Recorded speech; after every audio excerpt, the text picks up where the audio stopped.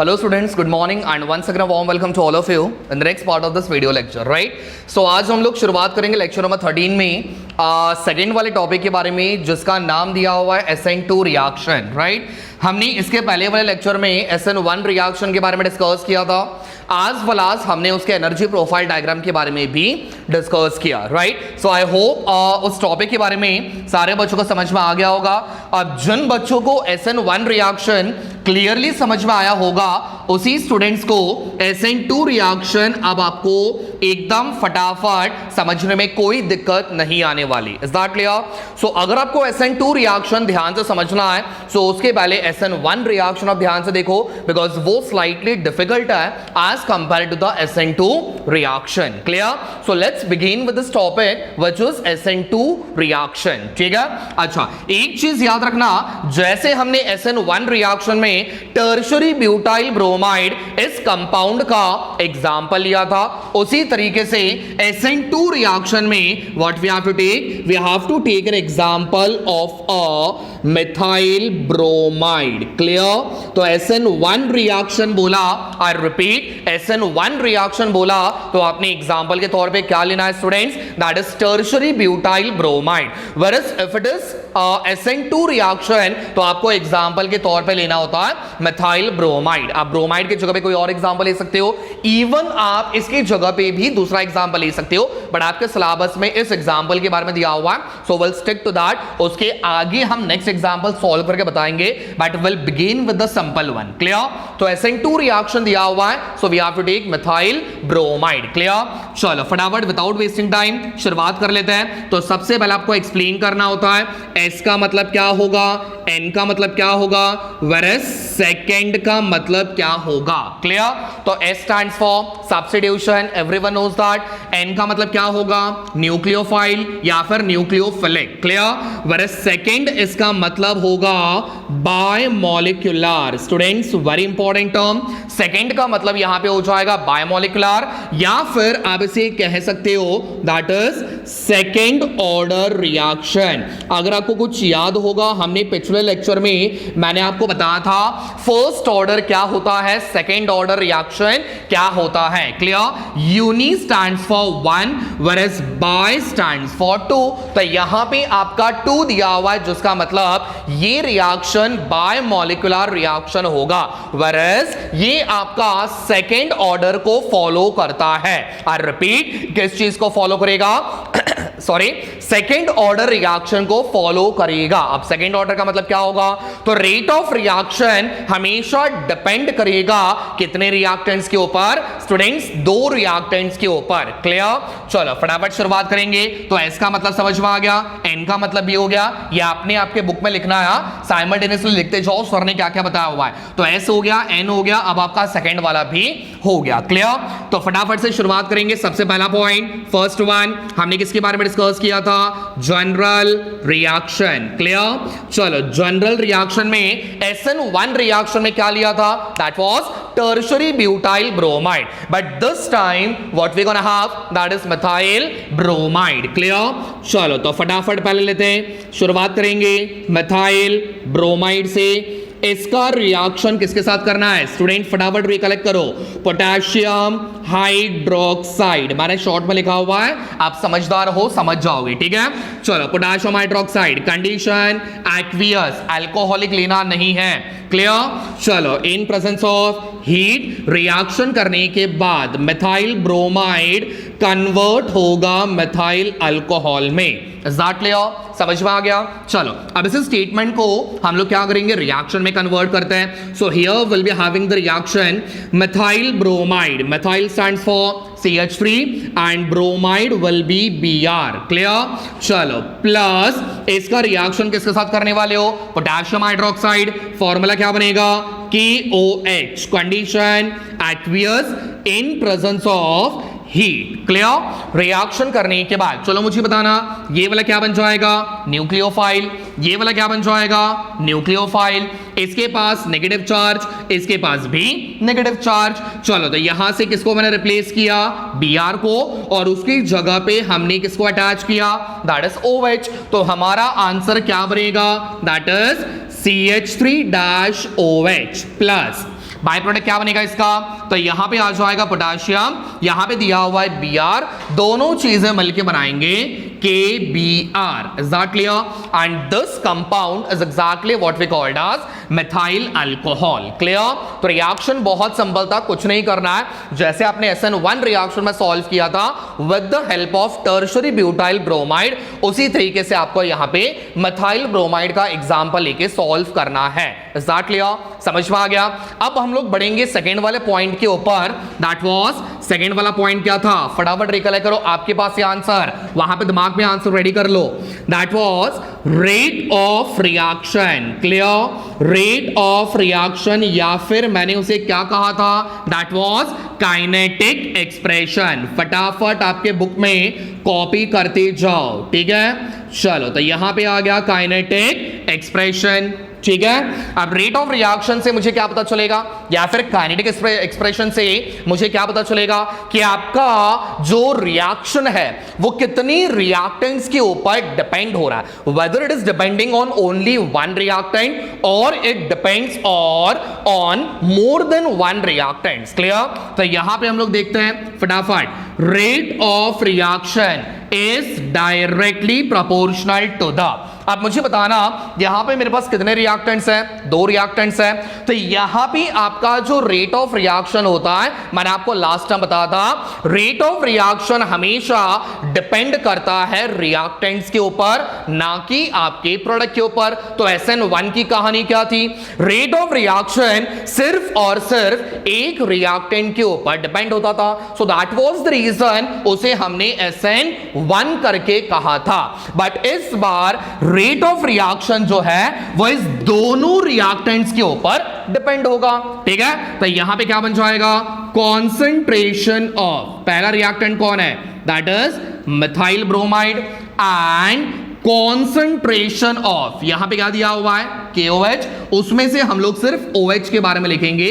ठीक है, तो पूरा लिखने की जरूरत नहीं, आपका कौन सा न्यूक्लियोफाइल है जो अटैक करने वाला है उसके बारे में आप लिख लो. ठीक है, तो रेट ऑफ रिएक्शन इस बार कितने रिएक्टेंट्स के ऊपर डिपेंड हो रहा है, so that is two reactants. Clear? So therefore rate of reaction is equals to constant K, concentration of CH3Br into concentration of OH. Clear? चलो, जहां पे where K is equals to rate constant. अब ये तो सारे बच्चों को पता होना चाहिए, बहुत सिंपल है. तो मुझे बताओ यहां पे रेट ऑफ रिएक्शन कितने रिएक्टेंट्स के ऊपर डिपेंड हो रहा है, दो. So that is the reason this is called as a bimolecular, या फिर आप उसको बोल सकते हो सेकेंड ऑर्डर रिएक्शन. क्लियर? समझ में आ गया? सो that was about the rate of reaction. अब हम शुरुआत करेंगे एक बहुत ही ज्यादा इंपॉर्टेंट पॉइंट के बारे में, दैट वाज मैकेनिज्म. किसके बारे में शुरुआत करना है, मैकेनिज्म के बारे में. तो फटाफट इसका एक स्क्रीनशॉट निकाल लो, या फिर आपके बुक में साइमल्टेनियसली लिखते जाओ. ठीक है, शुरुआत करते हैं अब आपके थर्ड वाले पॉइंट के साथ, व्हिच वाज मैकेनिज्म. ओके, सो अब हम शुरुआत करेंगे तीसरे पॉइंट के साथ, जिसका नाम दिया हुआ है मैकेनिज्म. क्लियर? जरा याद करो, हम लोगों ने SN1 रिएक्शन में भी आपके मैकेनिज्म के बारे में डिस्कस किया था, यस और नो. अब उस टाइम आपका जो मैकेनिज्म था that was for the 2 step. कितने स्टेप का था वो, 2 स्टेप का था. बट जब आप SN2 रिएक्शन के बारे में करते हो तो इसमें आपका मैकेनिज्म सिर्फ एक स्टेप का होगा. कितने स्टेप का होगा, एक स्टेप का मैकेनिज्म होगा. देखो उल्टा याद रखो, कैसे याद रखोगे, तो यहां पे आपका SN1 रिएक्शन, SN1 बोला मतलब 2 स्टेप का मैकेनिज्म बनेगा, करेक्ट है. वेरएस SN2 रिएक्शन बोला हुआ है, यहां पे 2 दिया हुआ है, तो ये बन जाएगा 1 स्टेप का मैकेनिज्म. ठीक है, तो इस तरीके से उल्टा याद रखो, SN1 2 स्टेप, SN2 1 स्टेप. ठीक है, अच्छा जरा SN1 के बारे में रिकलेक्ट करने की कोशिश करो. फर्स्ट वाले स्टेप में फर्स्ट वाले स्टेप में हमने फॉर्मेशन ऑफ कार्बोकैटायंस के बारे में डिस्कस किया, और उसके बाद सेकेंड वाले स्टेप में अटैकिंग ऑफ न्यूक्लियोफाइल के बारे में डिस्कस किया, करेक्ट है. उसमें 2 स्टेप थे. वेरएस SN2 रिएक्शन के अंदर आपका जो मैकेनिज्म है वो सिर्फ एक स्टेप का मैकेनिज्म है. कितना, एक स्टेप का. मतलब यहां पे आपका फॉर्मेशन ऑफ कार्बोकैटायंस अलग से नहीं बनने वाला, ना ही आपका अटैकिंग ऑफ न्यूक्लियोफाइल आप अलग से करने वाले हो. एक ही स्टेप में आप Br को रिमूव भी करोगे और साइमल्टेनियसली आपका OH अटैक भी करेगा. Let me show you how. ठीक है। चलो तो शुरुआत कहां से करेंगे? सबसे पहले we have to take methyl bromide, correct है। मेथाइल ब्रोमाइड से मेथाइल अल्कोहल में आपने कन्वर्ट कैसे किया, उसके पीछे का overall mechanism you have to show, clear. चलो तो शुरुआत करेंगे सबसे पहले मेथाइल ब्रोमाइड से। मेथाइल ब्रोमाइड का स्ट्रक्चर मैंने क्या बताया था? That was CH3Br। अब इसको हमें स्टीरियो केमिस्ट्री के फॉर्म में कन्वर्ट करना, दैट इज 3 डायमेंशनल, ठीक है। चलो सेंटर में कौन आ गया? कार्बन। तो यहां पे आप इस तरीके से कार्बन रिप्रेजेंट कर सकते हो, करेक्ट है। मेरे पास यहां पे हाइड्रोजन कितना दिया हुआ है? 3 बार दिया हुआ है। सो एक हाइड्रोजन आपका यहां पे, करेक्ट है, that is on the plane. एक हाइड्रोजन आपका अबाउट द प्लेन, इस तरीके से मैंने कुछ बताया था आपको, that is front side, correct है। कुछ इस तरीके से मैंने आपको डार्क शेड करके बताया था, आपने हर एक जगह पे डार्क शेड करना, मैंने एक ही बार कर दिया, ठीक है। तो यहां पे आ जाएगा H। एक आपका हाइड्रोजन कहां पे प्रेजेंट होगा? That is at the back side below the plane. And यहां पे आपका आ जाएगा एक और Br, क्लियर। ये भी कहां पे? That is on the plane. ये दोनों ऑन द प्लेन, ये आपका फ्रंट साइड और ये आपका बैक साइड, ठीक है। मतलब ये हाइड्रोजन बोर्ड के पीछे और ये वाला हाइड्रोजन बोर्ड के सामने आगे की तरफ आ रहा है, ठीक है। समझ में आ गया? चलो तो ये बन जाएगा मेरे पास मेथाइल ब्रोमाइड, क्लियर। चलो अब देखो होता क्या है, ये मैकेनिज्म आपका 1 स्टेप का रिएक्शन इसी वजह से है बिकॉज यहां भी आपका Br जो है ना, ये आपका ब्रेक होता है और साइमल्टेनियसली आपका OH अटैक भी करेगा, करेक्ट है। मतलब इसमें ऐसी कहानी नहीं है कि आप पहले Br को रिमूव करो फिर उसके बाद OH को अटैक करो, फ्रंट साइड बैक साइड, ऐसा बिल्कुल नहीं है, ठीक है। तो सबसे पहले आपके Br को रिमूव करेंगे और साइमल्टेनियसली आपका OH अटैक भी करेगा। बट मुझे बताना स्टूडेंट्स, बहुत ही लॉजिकल चीज मैं आपको पूछ रहा हूं, जब तक मेरे पास यहां पे Br प्रेजेंट है तब तक यहां पे आपका OH आगे से अटैक कर सकेगा क्या? नहीं, करेक्ट है। देखो ध्यान से समझना, पॉइंट बहुत इंपॉर्टेंट है आपका। जब तक यहां पे स्ट्रॉन्ग न्यूक्लियोफाइल है, Br कैसा है? स्ट्रॉन्ग न्यूक्लियोफाइल है जिसके पास एक नेगेटिव चार्ज है, करेक्ट है। अब जब तक आपका ये Br आगे प्रेजेंट है तब तक आपका OH आगे से अटैक करने वाला नहीं है।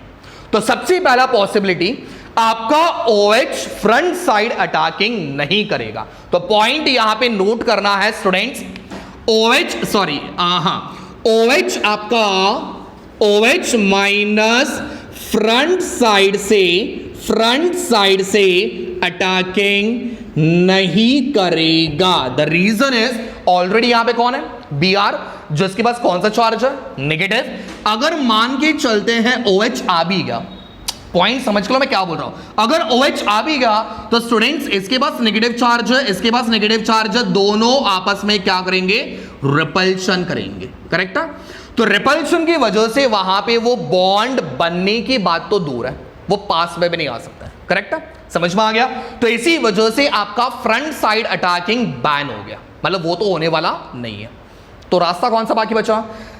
जब आगे का रास्ता बंद है तो हम लोग क्या करते हैं स्टूडेंट्स? पीछे वाला रास्ता अपनाते हैं, करेक्ट है ना। आगे वाला रास्ता बंद है, आगे वाले गेट पे वॉचमैन बैठा हुआ है, फिर भी बिल्डिंग के अंदर घुसना है तो हम लोग क्या करेंगे बेटा? पीछे से अटैक करेंगे, करेक्ट है। तो ये आपका रास्ता एकदम फुल ऑन क्लियर है, ठीक है। तो इस रास्ते पे कोई वॉचमैन बैठा हुआ है क्या? तो आंसर इज नो। तो क्या होगा? आपका OH क्या करेगा? बिल्कुल छुपके से, इस OH के पास नेगेटिव चार्ज और एक आपका लोन पेयर, ये OH एकदम छुपके से सीधा बैक साइड अटैक करेगा, करेक्ट है। तो इस चीज को हम कहेंगे बैक साइड अटैकिंग। क्या कहेंगे? Back side attacking. तो यहां पे आपका फ्रंट साइड अटैकिंग बिल्कुल नहीं होने वाला बिकॉज ऑलरेडी यहां पे स्ट्रॉन्ग न्यूक्लियोफाइल प्रेजेंट है, दोनों के बीच में रिपल्शन होगा तो आपका बॉन्ड नहीं बन पाएगा। वेयरएज रास्ता कौन सा खाली है? बैक साइड वाला रास्ता खाली है, तो यहां से आराम से अटैकिंग कर सकते हो। रिएक्शन विल बी फास्ट, अब क्या होगा? साइमल्टेनियसली आपका Br जब ब्रेक हो रहा है तब पीछे से अटैक कौन कर रहा है? OH अटैक कर रहा है। तो यहां पे structure would be like this, centre में आ गया कार्बन, ऊपर की तरफ आ गया hydrogen which is on the plane, यहां पे आ जाएगा आपका फ्रंट साइड से दैट इज हाइड्रोजन, इसको शेड कर लेना, बैक साइड से आ जाएगा आपका एक और हाइड्रोजन। अच्छा, यहां से बॉन्ड किसका ब्रेक हो रहा है? Br का बॉन्ड ब्रेक हो रहा है, करेक्ट है। और साइमल्टेनियसली अटैक कौन कर रहा है स्टूडेंट? साइमल्टेनियसली OH अटैक कर रहा है, ठीक है, समझ में आ गया। अब ये बॉन्ड अभी तक टूटा हुआ नहीं है स्टूडेंट्स, मार्क माय वर्ड्स में क्या बोल रहा हूं, ये बॉन्ड अभी तक टूटा हुआ नहीं है और ना ही आपका OH बॉन्ड बना चुका है। ये बीच वाला कंपाउंड है जिसे हम लोग कहेंगे इंटरमीडिएट कंपाउंड। क्या कहेंगे? Intermediate compound, whereas it can be also called as transition state. क्या कहोगे? ट्रांजिशन स्टेट, शॉर्ट में दैट इज TS। तो यहां पे 1 और 2 की कहानी कुछ और नहीं है, सिंपली आप लोग यहां पे TS बता दोगे तो भी चलेगा, बिकॉज ये आपका 1 स्टेप का मैकेनिज्म है, ठीक है। तो ये समझ में आ गया। यहां पे आ जाएगा पार्शियल पॉजिटिव, पार्शियल नेगेटिव, यहां पे भी आ जाएगा पार्शियल नेगेटिव। अब रिएक्शन करने के बाद स्टूडेंट्स क्या हो जाएगा? यहां से आपका Br ब्रेक हो गया, Br वाला बॉन्ड क्या हो जाएगा? ब्रेक हो जाएगा। तो यहां पे आपके पास मिल जाएगा प्लस, यहां पे आपके पास मिल जाएगा प्लस Br ब्रेक, ओके। तो यहां से आपका बॉन्ड ब्रेक हो गया। बॉन्ड ब्रेक होने के बाद क्या हो जाएगा स्टूडेंट्स? तो यहां पे आपके पास Br सेपरेट हो जाएगा, करेक्ट है, प्लस बाकी का क्या बचा? तो यहां पे आ जाएगा सेंटर में C, ऊपर आ जाएगा H, करेक्ट है। चलो, OH ने कहां से अटैक किया हुआ है? That is back side attacking. तो यहां पे आ जाएगा आपका एक और hydrogen which is in the front side, यहां पे आ जाएगा आपका एक और hydrogen which is at the back side, और अटैकिंग स्टूडेंट्स कहां से हुआ? That is OH, clear. तो आप इस वाले स्ट्रक्चर को आप लोग क्या कहोगे? That is inversion. क्या कहोगे? इंवर्जन, ठीक है। And this is exactly what we called as methyl alcohol, ठीक है, समझ में आ गया, क्लियर हो गया। सो ये था आपका mechanism, 1 step mechanism for SN2 reaction. बस यहां पे याद रखना स्टूडेंट्स, एक ही साथ में आपका Br ब्रेक भी हो रहा है और एक ही साथ में आपका OH वहां पे अटैक भी होता है, क्लियर, ठीक है। अब हम लोग लास्ट वाले पॉइंट के बारे में डिस्कस करेंगे which is energy profile diagram, जिसके साथ आपका SN2 रिएक्शन कंप्लीट हो जाएगा, ठीक है। ओके, सो लास्ट टॉपिक के बारे में डिस्कस करेंगे, that is energy profile diagram. Short में मैंने आपको बताया था EPD, करेक्ट है। कभी कभार पेपर में आपको सॉरी, कभी कभार पेपर में आपको सिर्फ और सिर्फ एनर्जी प्रोफाइल डायग्राम के बारे में भी आपसे क्वेश्चन पूछा जाता है। सो मार्क माय वर्ड्स, मैंने आपको लास्ट टाइम बताया था, जब आपके पास SN1 रिएक्शन होगा तो 2 स्टेप का मैकेनिज्म, तो आपका ग्राफ जो रहेगा वो भी कैसा बनेगा? कुछ इस तरीके से 2 पिक्स के साथ बनेगा, करेक्ट है। whereas जब आपके पास SN2 रिएक्शन दिया हुआ है तो इसका मैकेनिज्म 1 स्टेप का होगा, तो इसमें पिक कितना आएगा, मतलब माउंटेन्स कितना आएंगे? That is only 1, clear. चलो, सेम चीज यहां पे दिया हुआ है, ये वाला बनेगा x एक्सिस, ये वाला बनेगा y एक्सिस। x एक्सिस पे दिया हुआ है rate of reaction, whereas y axis पे दिया हुआ है पोटेंशियल एनर्जी, क्लियर। चलो शुरुआत करेंगे, मैकेनिज्म का हर एक पॉइंट दिमाग में लेके आओ तो आपको ये ग्राफ समझ में आएगा, ठीक है। चलो शुरुआत कहां से की थी याद करो, मैकेनिज्म में हमने शुरुआत किया था मिथाइल ब्रोमाइड से, तो स्ट्रक्चर यहां पे निकाल लो, methyl bromide that is CH3 single bond Br, correct है, इस वाले पॉइंट से। अब मैंने लास्ट वाले मतलब कल के लेक्चर में बताया था आपका ग्राफ 0 से क्यों शुरुआत नहीं होता, ठीक है, बिकॉज हर एक कंपाउंड को एक्टिवेट करने के लिए आपको एक सर्टेन अमाउंट ऑफ एनर्जी की जरूरत होती है, so that is called as energy of activation. तो एनर्जी ऑफ एक्टिवेशन कभी भी 0 से शुरुआत नहीं होती है, सो दैट इज रीजन हमने ग्राफ एक पर्टिकुलर पॉइंट से प्लॉट करना स्टार्ट किया हुआ है, ठीक है। तो कभी भी याद रखना पॉइंट 0 से आपके ग्राफ की शुरुआत नहीं करनी, क्लियर। चलो, तो मेरे पास यहां पे आ गया मिथाइल ब्रोमाइड। अब मुझे बताओ हमने क्या किया था, Br को रिमूव करने की कोशिश की, तो आपका ग्राफ कहां पे चला जाएगा?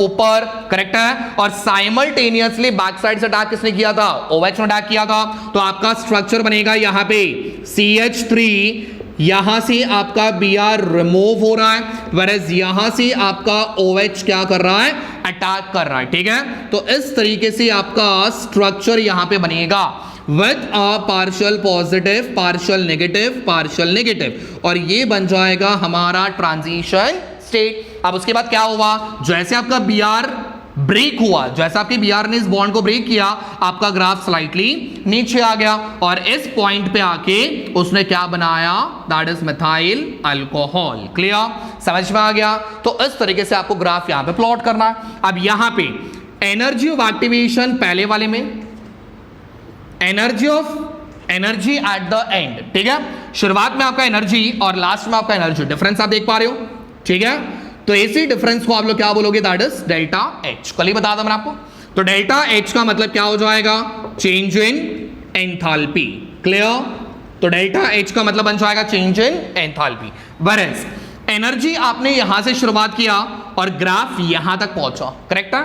तो यहां नीचे से ऊपर तक पहुंचने के लिए, यहां से यहां तक पहुंचने के लिए आपको एक सर्टेन अमाउंट ऑफ एनर्जी की जरूरत होगी, करेक्ट है, जिसे हम लोग कहेंगे E, जिसका मतलब होता है एनर्जी ऑफ एक्टिवेशन। तो E इसका मतलब बन जाएगा एनर्जी ऑफ एक्टिवेशन। क्लियर, कल वाले में क्या था, E1 E2, E1 किसके लिए, ट्रांजिशन स्टेट 1 के लिए और E2 ट्रांजिशन स्टेट 2 के लिए। क्लियर, समझ में आ गया। सो that was all about the energy profile diagram. आप चाहो तो यहां पे TS का मतलब लिख सकते हो, that is transition state. Clear, so यहां पे आपका एनर्जी प्रोफाइल डायग्राम कंप्लीट होता है and with this we have been completed with the very important 2 reactions, SN1 as well as SN2 reaction. So I hope सारे बच्चों को reaction समझ में आ गए। स्टिल अगर आपको कुछ डाउट्स रहेंगे सो प्लीज कमेंट सेक्शन में मेंशन कर दो, आपके डाउट्स जल्द से जल्द क्लियर करने का ट्राई करूंगा, बट मेक श्योर